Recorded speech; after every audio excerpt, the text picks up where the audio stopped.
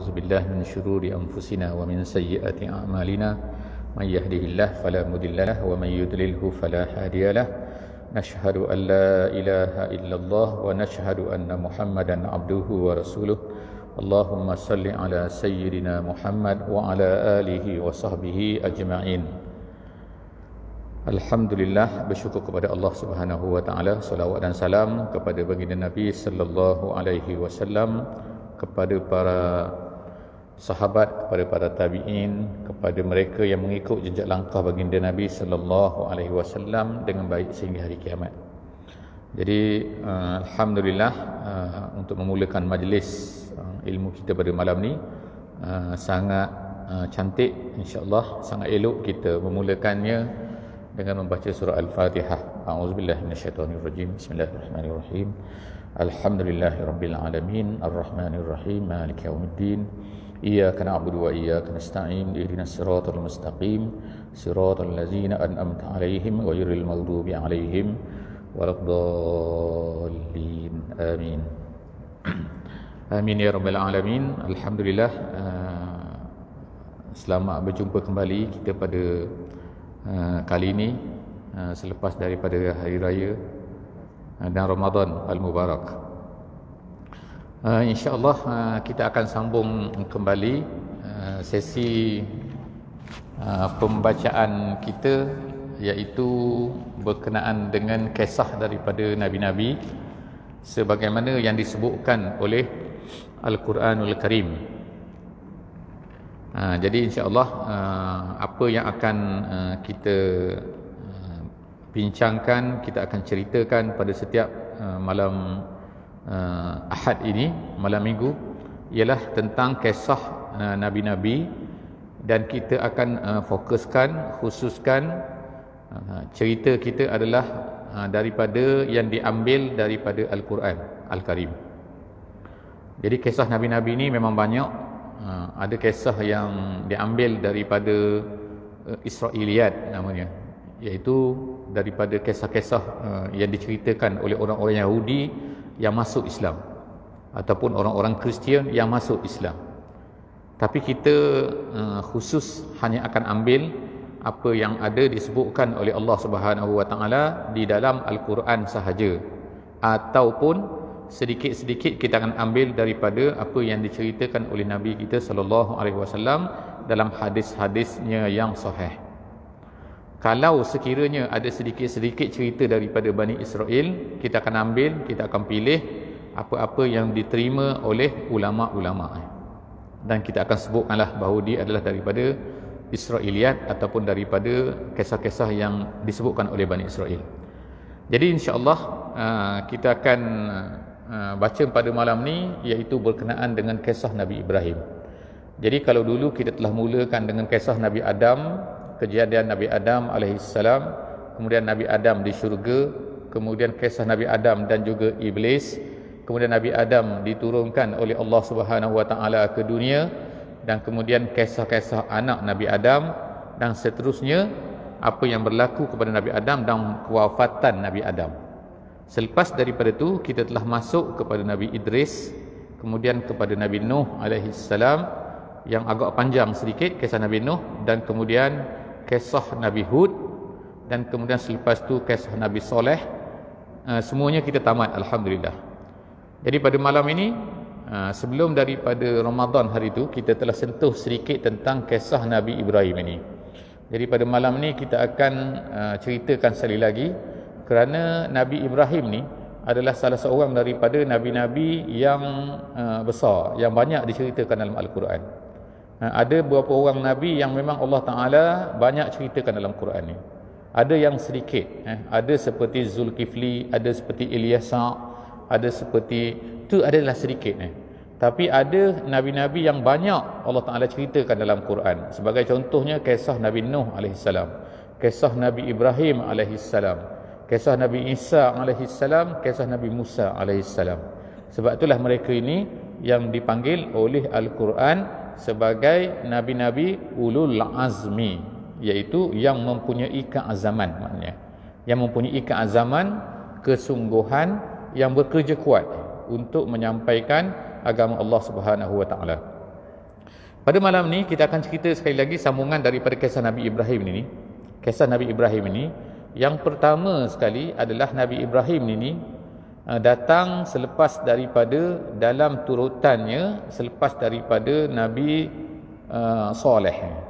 Jadi Nabi Soleh ni Allah Ta'ala utuskan di satu tempat di utara Madinah Al-Munawwarah sekarang ni. Satu tempat nama dia Madain Soleh, nama dia. Tempat tu Madain Soleh. Lebih kurang 200 km daripada Madinah Al-Munawwarah, ke atas, ke utara. Daripada Madinah menuju ke Syam, menuju ke utara tu, jadi ada satu tempat sampai sekarang ni masih ada lagi tinggalan-tinggalannya. Rumah-rumah kaum Nabi Soleh ni masih ada lagi sampai sekarang ni. Jadi Allah Ta'ala kekalkan untuk menjadi pengajaran lah kepada kita semua. Dan Nabi kita SAW, semasa Nabi melalui kawasan tersebut, Nabi telah berpesan kepada para sahabat lah supaya jangan berhenti. Dan kalau lalu kawasan tersebut, hendaklah lalu dalam keadaan menangis. Kenapa menyesal? Kenapa sedih tengok apa yang telah terjadi kepada kaum Nabi Soleh. Setelah daripada Nabi Soleh ni, kita manusia selepas daripada tu dibinasakan oleh Allah Subhanahu Wa Taala kaum Nabi Soleh ni, kerana mereka telah menyembelih unta yang menjadi mukjizat kepada Nabi Soleh. Manusia menjadi sesat. Selepas daripada tu mereka kembali menyembah berhala. Jadi selepas daripada tu Allah Subhanahu Wa Taala telah utuskan pula seorang nabi yang lain yang bernama Ibrahim. Jadi kita akan baca kisah Nabi Ibrahim sikit pada malam ni, insya-Allah. Kalau tak sempat kita akan sambung lagi pada kali akan datang.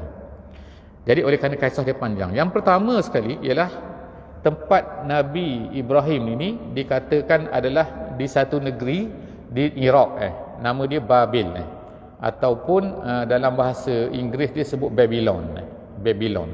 Jadi Babylon ni masih adalah sampai sekarang ni negeri Iraq, di hampir dengan Baghdad. Satu tempat nama dia Babylon. Jadi Babylon ini, di situ manusia pada masa itu menyembah berhala. Kenapa mereka menyembah berhala? Jadi Allah Subhanahu Wa Taala sebutkan cerita ini di dalam beberapa surah. Yang pertama, jadi yang banyak diceritakan ialah dalam surah Al-Anbiya, surah Nabi-Nabi. Allah Ta'ala ceritakan, iaitu Nabi Ibrahim ini, yang pertama sekali ialah bapaknya pembuat berhala. Jadi dia telah melihat bapaknya membuat berhala. Jadi dia telah berkata sekali kepada bapak dia, bertanya, iz qala li abihi wa qaumihi ma hazihi tamathilul lati antum laha akifun. Dia bertanya, Nabi Ibrahim bertanya kepada bapa dia. Qala li abihi, dia berkata kepada ayahnya. Wa qaumihi, dan dia berkata kepada kaum dia. Kaumnya pada masa ni dikatakan umur beliau ni adalah 16 tahun, masih muda lagi, masih remaja lagi. Dia kata ma hazihi tamasil, apa dia patung-patung ni, allati antum laha akifun, yang kamu semua duduk menyembahnya, berada di depan berhala tu. Akifun, duduk menghadap, duduk bersungguh-sungguh berada di hadapan berhala. Akifun. Akifun ni dari bahasa Arabnya seperti kita i'tikaf lah, kita kata. Kalau kita i'tikaf tu i'takafa, daripada akafa. Akafa tu artinya seorang yang duduk di satu tempat tu. Jadi kaum Nabi Ibrahim ni, mereka ni berada di depan berhala tu, duduk situ. Dan disebutkan lagi di tempat yang lain bahawa mereka ni letakkan makanan di depan berhala tu. Berhala ni mereka yang buat. Jadi sembah berhala ni, kalau kita dah baca dulu dalam kisah Nabi Nuh alaihi salam, mereka ni ada 5 berhala. Jadi Allah Subhanahu Wa Taala dah sebut dah bahawa di zaman selepas daripada Nabi Adam ni manusia ni mula sesat, dan mula sesat sampailah sehinggalah Allah Ta'ala utuskan Nabi-Nabi untuk bawa balik mereka ni semula kepada agama yang benar. Jadi berhala-berhala ni memang pattern sejak daripada zaman Nabi Nuh lagi. Sampai sekarang masih lagi ada orang sembah berhala. Jadi maknanya ialah perkara ni berulang tak habis-habis. Kenapa manusia ni sembah berhala? Wallahu alam lah. Tapi yang diceritakan dalam kisah Nabi Ibrahim ni, mereka ni sembah berhala kenapa? Dia kata qalu, mereka menjawab. Mereka jawab kepada Nabi Ibrahim, ayah dia pun berkata kepada Nabi Ibrahim, wajadna aba'ana laha abidin. Tu sebab dia. Sebab kenapa sembah berhala? Kerana mereka kata wajadna aba'ana, kami dapati ayah-ayah kami, iaitu nenek moyang kami lah, datuk kami, nenek kami, semua orang-orang dahulu daripada kami, laha abidin, semua tu sembah berhala. Jadi kami pun sembah berhala jugalah. Itu diceritakan oleh Allah Subhanahu Wa Taala dalam surah Anbiya ayat 53. Jadi Nabi Ibrahim ni, bila dia tengok ayah dia ni menyembah berhala, dia kata, Nabi Ibrahim berkata, qala hal yasma'unakum. Ini disebutkan oleh Allah Taala dalam surah Asy-Syu'ara. Syu'ara. Jadi kita katakan bahawa banyak Quran ni, dalam Quran kalau kita tengok dalam surah Anbiya ada, surah Ibrahim ada, dalam surah Syu'ara ada, surah Fussilat ada, semua tu cerita tentang Nabi Ibrahim. Banyak cerita tentang Nabi Ibrahim ni. Jadi apa dia kata? Nabi Ibrahim bertanya kepada, hal yasma'unakum, berhala ni mendengar ke cakap kamu kalau kamu beritahu apa-apa? Dia kata tad'un, ketika kamu berdoa kepada berhala tu, berhala dengar ke kamu? Au yanfa'unakum au yadurrun, berhala ni boleh beri manfaat ke atau memberi mudarat kah? Jadi dia tanya sini. Tanya ni, Nabi Ibrahim tanya supaya mereka ni berfikir. Adakah memberi manfaat, ada memberi mudarat? Sebab berhala-berhala ni adalah batu. Jadi batu ni siapa buat? Kamu juga buat. Tiba-tiba kamu sembah, kamu letak makanan, berhala ni nak makan ke? Tu. Jadi qalu, apa jawab mereka lagi? Jawab mereka, qalu bal wajadna aba'ana kadzalika yaf'alun. Mereka kata, tak kiralah kamu cakap apa pun wahai Ibrahim, kami tengok ayah-ayah kami, nenek-nenek moyang kami, kadzalika yaf'alun, buat macam ni, buat seperti ni. Jadi oleh kerana kami tengok bapak-bapak kami, nenek-nenek moyang kami, orang-orang dahulu daripada kami buat macam ni, kami pun nak buat jugalah, kami ikut je lah. Itu nama dia. Dalam istilah adalah nama dia taklid buta. Nama dia tu. Ataupun kata ikut semata-mata ikut walaupun perkara tu tak betul. Kita ni yang sekarang ni kita kata kita ni mengikut mazhab Syafi'i. Itu sebab kita tahu. Itu tak salah. Taklid juga nama dia. Tapi taklid tu taklid celek. Sebab kita kenal siapa dia Imam Syafi'i, siapa dia Imam Maliki, orang yang mengikut mazhab Maliki, siapa dia ulama ni. Jadi kalau kita ikut orang yang kita tak tahu, itu bahaya. Itu nama dia taklid buta. Inilah yang berlaku kepada kaum-kaum terdahulu. Allah Subhanahu Wa Taala ceritakan juga dalam Quran, bila Nabi kita sallallahu alaihi wasallam tanya orang Quraisy ni, orang Quraisy lah yang di Mekah ni, kenapa kamu disembah berhala? Mereka jawab, kerana ma alfaina alaihi abauna. Dia kata, ini semua kerana kita tengok bapak-bapak kami semua buat macam ni. Jadi oleh kerana bapak kami buat macam ni, walaupun perkara tak betul, maka kami ikut juga. Mereka kata betul ke tak betul tak tahulah kan, tapi diikut saja, sedangkan perkara itu tak betul. Jadi inilah yang berlaku kepada Nabi Ibrahim dengan ayah dia. Itu yang pertama lah. Yang kedua, selepas daripada tu, apa yang Nabi Ibrahim buat? Nabi Ibrahim pun mulalah start bercerita kepada Nabi Ibrahim ni. Dia berkata kepada ayah dia, iz qala li abihi ya abati. Dalam bahasa Arab, ya abati itu artinya ialah panggil ayah. Abati itu maknanya wahai ayahku. Itu panggil dalam cara yang sangat sayang lah tu. Kalau panggil-panggil biasa dipanggil abi. Kalau panggil sayang dipanggil abati. Ya abati, ya amati, wahai emakku. Dia kata ya abati.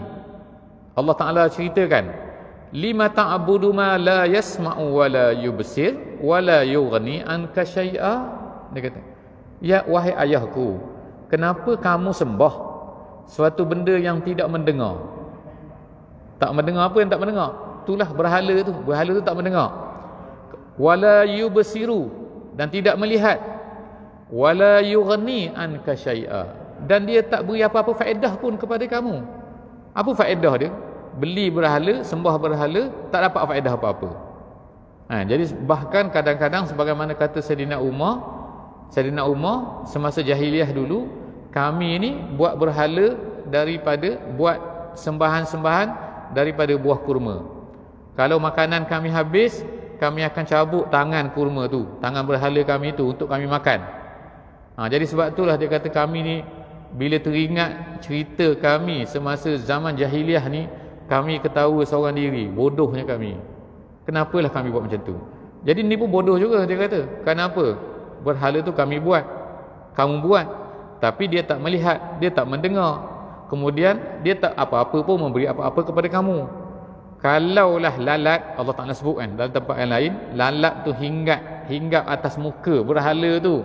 Berhala tu tak pandai pun nak halau lalat tu. Jadi maknanya lebih baik manusia, kita ni pandai juga nak halau lalat ni kalau naik atas muka. Jadi berhala tu lebih teruk lagi. Kalau burung nak kata apa ni, buang najis dia atas kepala berhala tu, dia tak pandai nak bersihkan. Dia macam tu lah, kalau kotor-kotor lah, itu berhala. Tapi manusia boleh sembah dia. Itulah hujah Nabi Ibrahim. Nabi Ibrahim kata, kenapalah kamu sembah dia? Ya abati, kata Nabi Ibrahim lagi, wahai ayahku, la ta'budis syaitan, jangan kamu sembah ni, yang kamu sembah ni ikut syaitan ni benda ni syaitan ni kan. Maknanya syaitan suka sangat kalau kita ni sembah selain daripada Allah Subhanahu Wa Taala, sebab dia memang dah janji dengan Allah Subhanahu Wa Taala. Dia kata nak sesatkan manusia. Jadi bila manusia ni tak sembah Allah Taala, maknanya manusia tu sesat. Bila sesat, syaitan gembira. Jadi ramailah syaitan sekarang ni gembira atas dunia ni kan. Ramai orang sesat ramai orang yang sembah berhala ataupun tak sembah apa-apa. Kemudian dia kata lagi, dia kata innasyaitan kana lirrahmani asiya. Kata Nabi Ibrahim, syaitan ni, wahai ayahku, syaitan ni sangat-sangat derhaka kepada Tuhannya. Syaitan ni, iblis tahu, iblis ni kenal Allah Subhanahu Wa Taala. Bukan tak kenal, sebab dia pernah bercakap dengan Allah, dia pernah duduk tinggal dalam syurga. Dan dia yang minta kepada Allah Subhanahu Wa Taala supaya panjangkan umur dia. Sekarang ni iblis dah panjang umur, dia hidup sampai hari kiamat. Jadi bila dia hidup sampai hari kiamat, maka kerja dia diberitahu kepada Allah, aku nak sesatkan anak Adam. Sebab aku tak nak masuk syurga, aku nak masuk neraka ni seorang-seorang, aku nak masuk ramai, biar masuk sama-sama aku dalam neraka ni. Dah dia kenal Allah Ta'ala, tapi dialah yang bekerja untuk menyesatkan manusia. Jadi kalau kita ni, manusia ni ikut syaitan pula, ikut iblis pula, ertinya kita ni jadi, kita nak katakan apa kan, lebih teruk lagi lah daripada iblis. Sebab tu ada manusia yang lebih teruk daripada iblis, seperti Firaun yang berani berkata kepada rakyat negeri Mesir dulu, aku adalah Tuhan yang paling tinggi, ana rabbukumul a'la.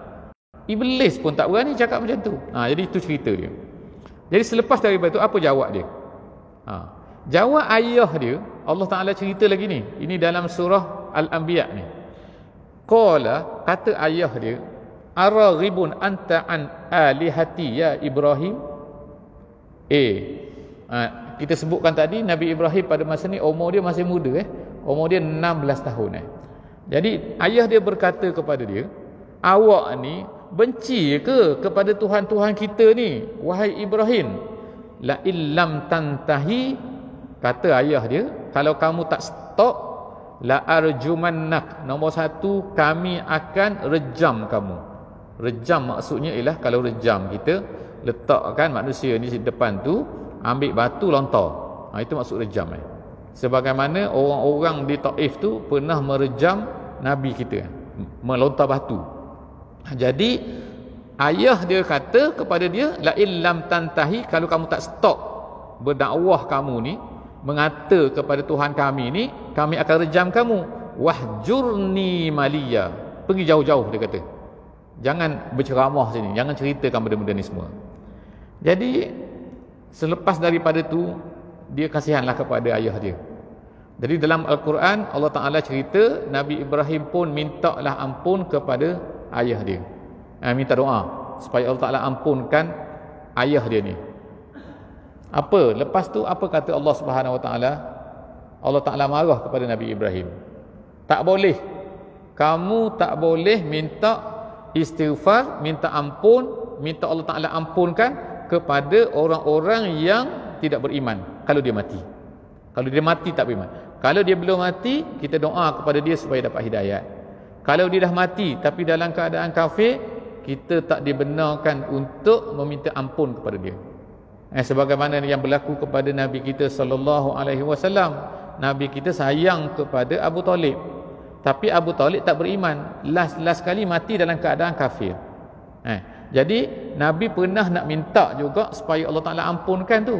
Tapi tak boleh, teringat kepada apa yang disebutkan oleh Allah Subhanahu Wa Ta'ala, cerita tentang Nabi Ibrahim. Allah Ta'ala larang Nabi Ibrahim daripada meminta ampun untuk ayah dia, walaupun disayang kepada ayah dia. Jadi habis cerita ayah dia ni, oleh kerana itulah maka oleh kerana semangatnya Nabi Ibrahim, beraninya Nabi Ibrahim, maka Allah Ta'ala sebut selepas tu, falamma tazalahum wama ya'buduna min dunillah wahabna lahu ishaqa wa yaquba wa kullan ja'alna nabiyya. Oleh kerana Nabi Ibrahim ini dia berani, dia sanggup untuk walaupun terpaksa lari, walaupun terpaksa dibakar, kita akan baca selepas pada ni, maka Allah Ta'ala telah kurniakan kepada dia dua orang anak, iaitu Nabi Ishaq dan juga Nabi Ismail. Dan Nabi Ishaq ni menjadi Nabi, Nabi Ismail jadi Nabi, kemudian anak kepada Ishaq iaitu Yaqub pun jadi Nabi, dan kemudian anak kepada Nabi Yaqub iaitu Nabi Yusuf pun jadi Nabi. Tidak ada dalam sejarah di mana 4 orang menjadi Nabi, menjadi Rasul straight daripada anak, cucu, kemudian anak, cucu, cicit, semua tu jadi Nabi. Itu Allah Ta'ala sebut kerana apa? Kerana hebatnya Nabi Ibrahim ni, kerana beraninya Nabi Ibrahim, kerana dia berani untuk melawan ayah dia, melawan kaum dia yang tidak mahu beriman. Jadi apa dia kata selepas daripada tu? Kisah kita beralih pula. Selepas daripada dia dah dakwah kaum dia tidak mahu beriman juga, dia berkata watallahi. Dalam surah Al-Anbiya Allah Ta'ala kata watallahi, Nabi Ibrahim berkata demi Allah, la akidanna asnamakum, aku akan hancurkan berhala-berhala kamu. Maknanya sini Nabi Ibrahim ni bukan buat memecah berhala ni senyap-senyap tak. Dia dah beritahu awal-awal, aku akan pecahkan berhala kamu ni. Tapi dia tak beri, yang dia beritahu ni tak kepada semua orang. Ramai, tapi ramai orang dengar dia cakap ni. Dia kata aku akan pecahkan berhala ba'da'an tuwallu mudbirin, selepas daripada kamu tidak ada. Rupa-rupanya Nabi Ibrahim nak pecahkan berhala ni ada sebab dia. Sebab apa? Sebab dia nak beritahu, kalau aku cakap beritahu bahawa berhala ni tak ada faedah, berhala ni tak boleh melawan, berhala ni tak boleh nak buat apa-apa, orang tak percaya. Jadi kena buat betul-betul supaya nampak secara fizikal, supaya nampak. Jadi dia pun buatlah.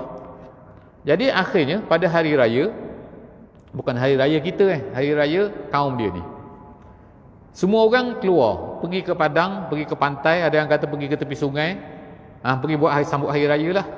Jadi tempat rumah berhala mereka ni mereka tinggalkan. Orang mereka ajak Ibrahim, mari kita pergi sekali.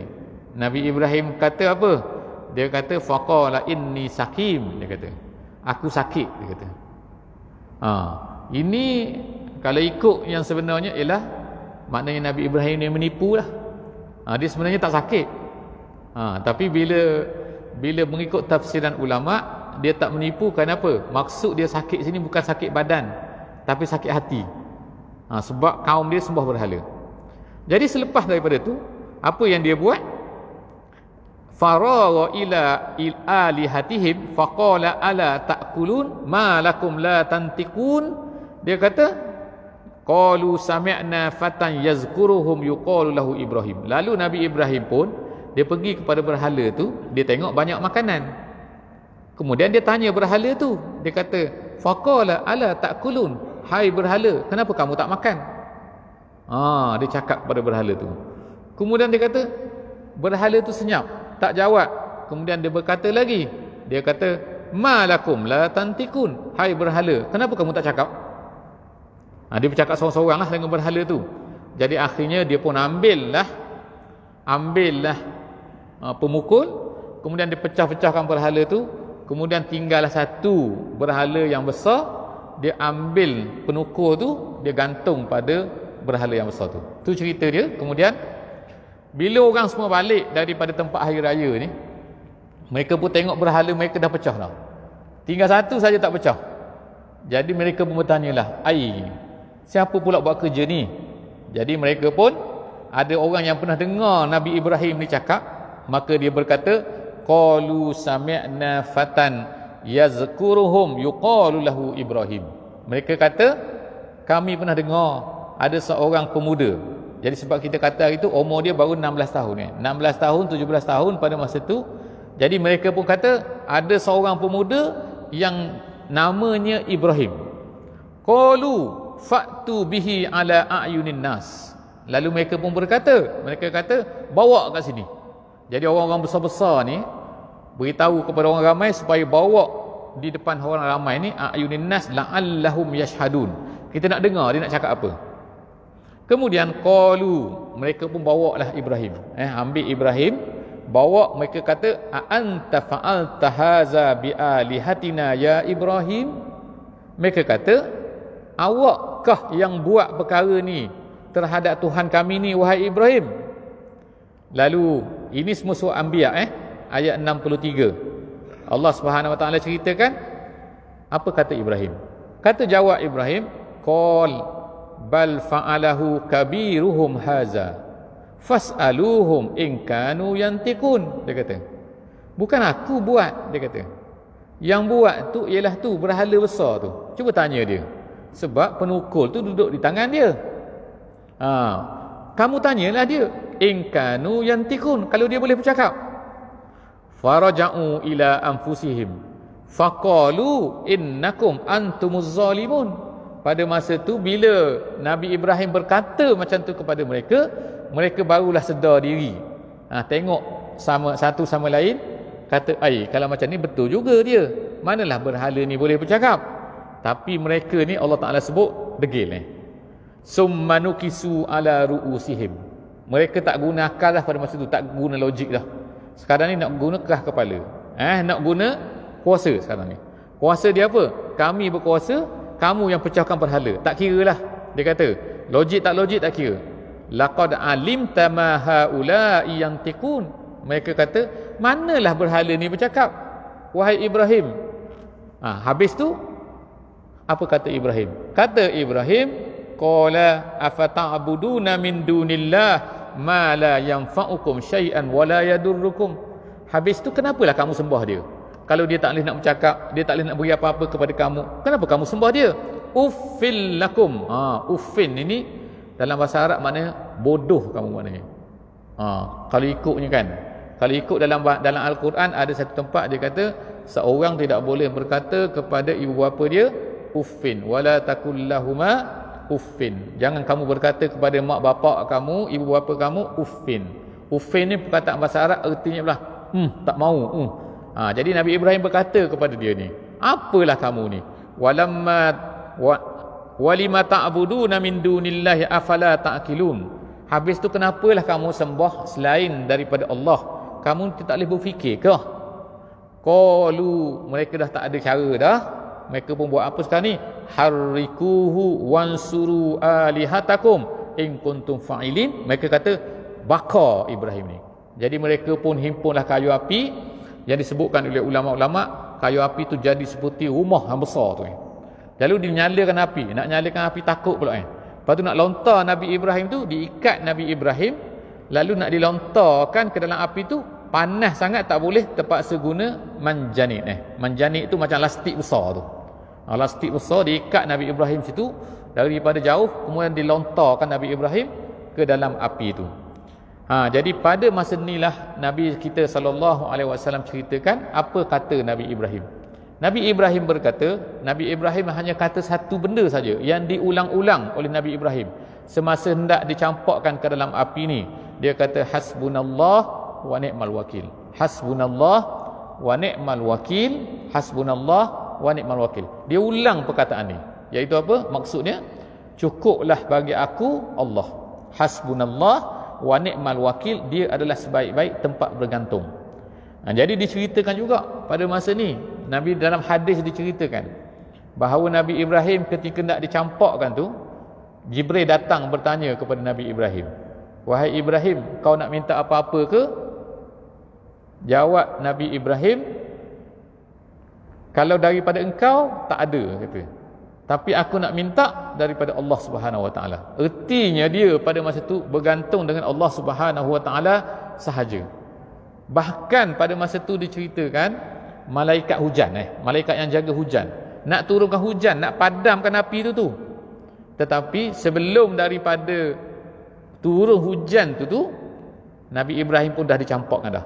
Dan Allah Subhanahu Wa Taala telah berkata, ya nar, wahai api, kuni, jadilah kamu wahai api, bardan, selamat, sejuk, wasalaman, dan selamat ala Ibrahim. Tu kata-kata dia. Makna bila Allah Ta'ala perintahkan macam tu, api yang besar tu tak bakar apa-apa pun Nabi Ibrahim. Jadi yang disebutkan, even pakaian dia pun tak hangus, yang hangus satu saja, iaitu apa? Tali yang digunakan untuk mengikat dia, mengikat Nabi Ibrahim tu. Jadi maknanya bila tali itu dah terbakar, tali itu pun putus. Jadi tapi Nabi Ibrahim tak rasa panas. Dan lepas tu pula, habis tu dia rasa apa? Rasa sejuk. Tapi kadang-kadang sejuk pun bahaya juga.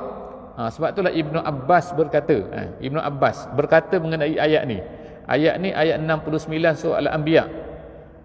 Apabila Allah berkata, kulna ya nar kuni bardan, wahai api sejuklah. Tapi selepas daripada perkataan sejuk tu, Allah sebut perkataan salaman. Bila ada perkataan salaman tu, maknanya apa? Iaitu sejuk, tapi sejuk yang tidak memudaratkan kepada Nabi Ibrahim. Nabi Ibnu Abbas kata, kalaulah tidak ada perkataan salaman tu, nescaya Nabi Ibrahim akan kesejukan di dalam tengah-tengah api tu. Itu. Jadi tak adalah, dia kata, saat yang paling gembira sekali bagi Nabi Ibrahim ialah melainkan semasa berada di dalam api itu. Kenapa? Kerana Allah Subhanahu Wa Taala telah berkata kepadanya salama. Jadi Nabi Ibrahim selepas daripada tu keluarlah daripada tempat bakar tu, lalu dia pun pergi berjumpalah dengan kaum dia. Adakah kaum dia beriman? Tak. Kaum dia degil. Dah lah bakar Nabi Ibrahim, boleh tengok depan mata tu, Nabi Ibrahim tak mati. Tapi dia kata apa? Nabi Ibrahim ni tukang sihir pula. Jadi dia tak beriman, dan seorang saja yang beriman pada masa tu, iaitu Nabi Lut alaihi salam. Nabi Lut iaitu anak saudara dia. Jadi selepas daripada tu, ceritakan pula iaitu cerita ni, hebatnya Nabi Ibrahim ni tak terbakar ni, lalu hebohlah sampailah kepada telinga raja. Raja negeri tu. Raja negeri tu pada masa tu raja yang besar, nama dia Namrud. Namrud ni dikatakan dalam sejarahnya tak adalah raja yang memerintah dunia kiri kanan utara selatan, yang besarnya dua orang atas dunia ni. Yang pertama Namrud, yang kedua Zulkarnain. Zulkarnain yang diceritakan oleh Allah Subhanahu Wa Taala di dalam surah Kahfi. Jadi Namrud ni raja besar.